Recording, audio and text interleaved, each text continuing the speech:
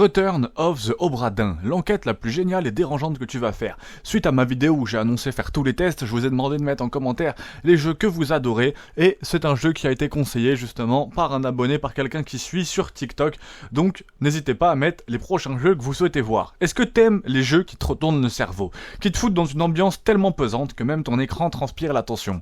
Alors parlons de Return of the Obra Dinn, ce jeu qui transforme un simple assureur en détective du macabre. L'assureur qui devient Sherlock Holmes mais un petit peu moins classe. Déjà oublie les fusils, les explosions, les dragons. Ici t'incarnes un expert en assurance, le métier le plus palpitant du monde, qui débarque sur l'Obra Dinn, un navire fantôme qui a refait surface après des années de disparition.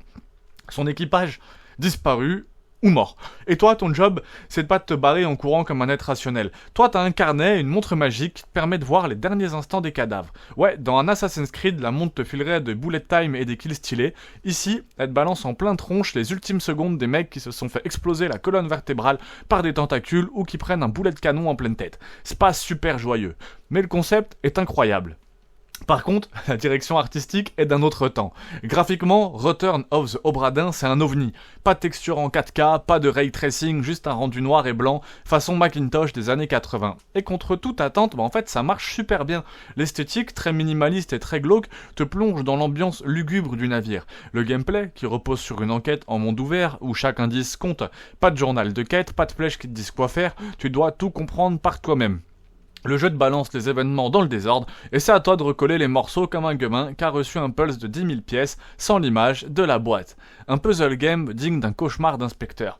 Franchement, c'est pas juste un point and click random, c'est une énigme géante qui te demande d'analyser chaque détail. Qui est ce type? Qui l'a tué?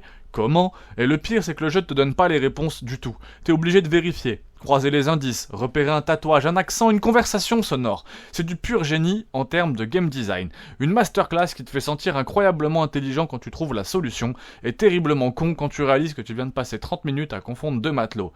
Cette expérience, elle risque de te marquer à jamais. Ce jeu, c'est pas juste un bon jeu. C'est une expérience, comme souvent sur ma chaîne. Une enquête où chaque mort est un mystère, où chaque nom gratté dans le carnet est une victoire, unique, immersif et mérite d'être joué au calme, avec un carnet et un stylo à la main, prêt à te transformer en véritable détective maritime.